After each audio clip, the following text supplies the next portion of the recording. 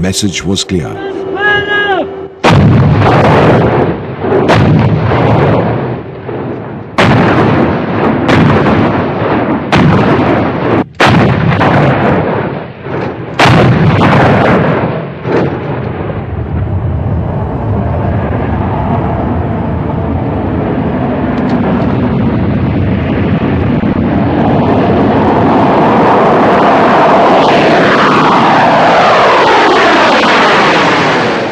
The task of my squadron was to move to valley to further strengthen the air defense cover and also to keep Pakistani Air Force at bay.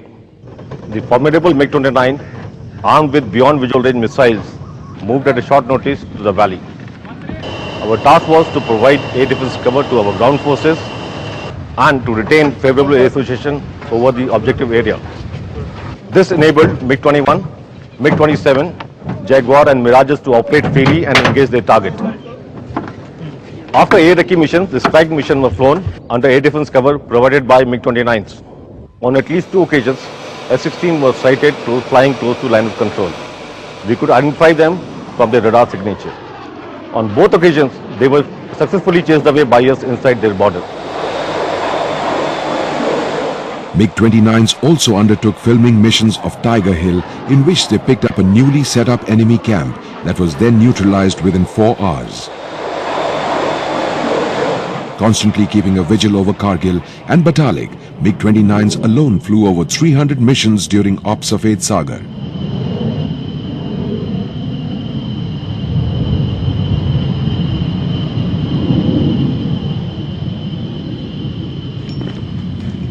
I've just come back from a successful 4-aircraft mission. We got one hostile track close to the border and we chased him across the line of control. This is getting really exciting. I hope next time he comes a little closer. With the BVR capabilities of MiG-29s keeping the Pakistani Air Force out of the Kargil war, Jaguars fitted with Vicon cameras were streaking along the target areas. Black formation cleared for takeoff. After takeoff, turn right heading 020, traffic crossing above you 2.5 kilometers. Flying often even in marginal weather conditions, their pilots were trying to do a job that was akin to searching for a needle in a haystack.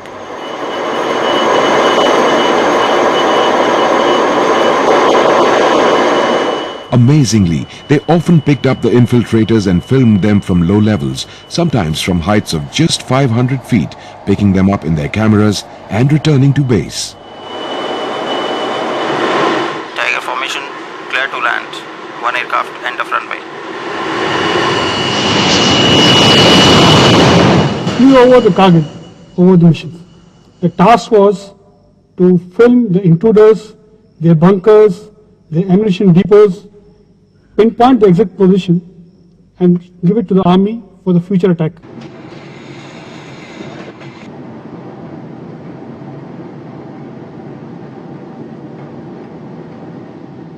With the help of pictures, specialists would then work out the coordinates for pinpointing targets for strike aircraft to come in and neutralize enemy positions or pass on the same films to the army, who would then launch their attacks accordingly. Coming out of this way, and just to the right of us is the target. The stage was set, and with the decision to marshal the strike potential of air power taken, the IAF launched its aircraft, firing the first shots in anger since the 1971 Bangladesh War.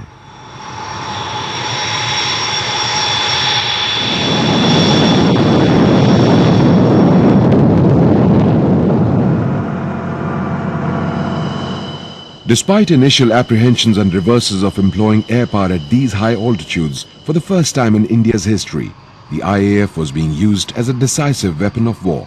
We, the sword arms, look after the air defense of the valley from Siachen Glacier to Udhampur sector in south.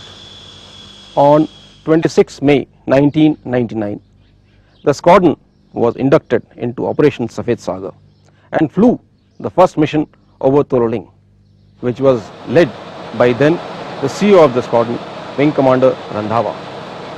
And on the same day, the CRC mission was also flown from the squadron, which was led by Flight Lieutenant Abhyankar.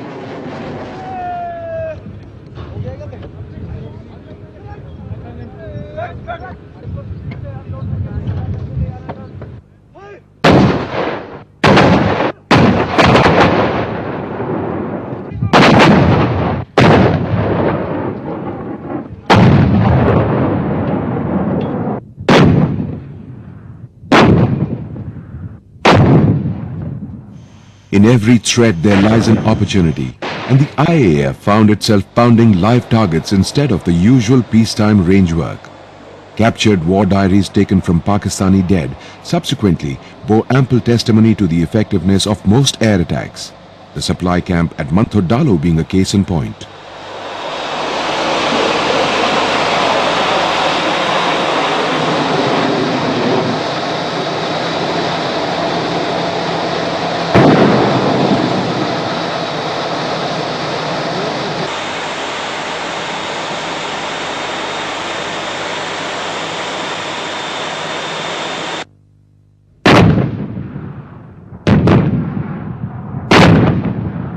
The major task of the IAF in the Kargil war was to inflict serious damage to the Pak intruders, to hasten their withdrawal and to support our attacking ground forces.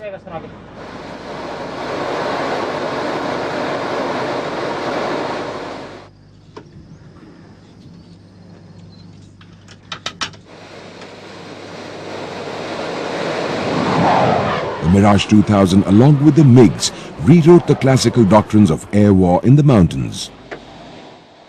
Cameras aligned to the laser beams guiding the bombs onto the targets bring out the stark and deadly accuracy of these weapons that could even neutralize designated bunkers.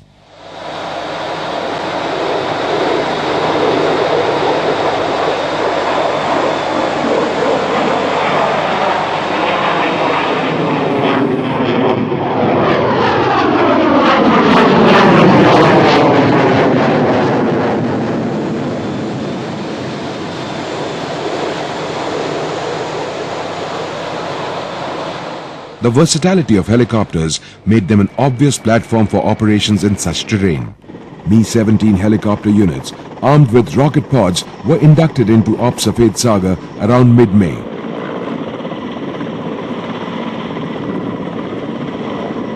In its ground attack role, the Mi-17s took on the well-dug-in enemy in 4 aircraft formations. Generally, the areas that they struck were Tololing and then Point 5140.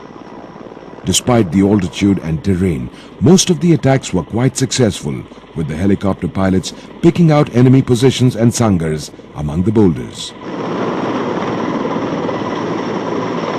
From the IP, one would start commencing the climb, which was required for putting in rocket attacks.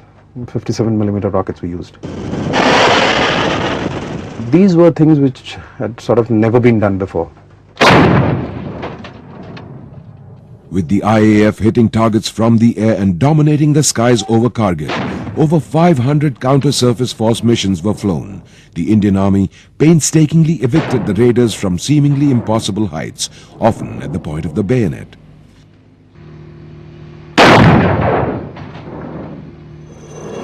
The Kargil war, like all other wars, left in its wake the horror of the dead, the wounded and the maimed.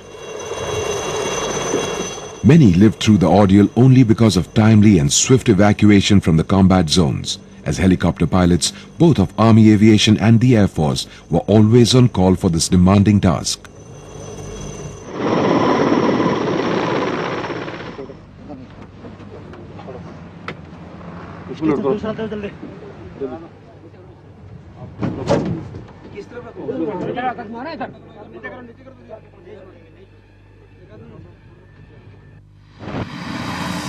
In relative terms, the Kargil war was short and swift. The combined might of the Indian armed forces succeeded in evicting the enemy in ignominy from seemingly impossible heights within a short span of time. However, the undeclared war further to the north on the Siachen Glacier continues.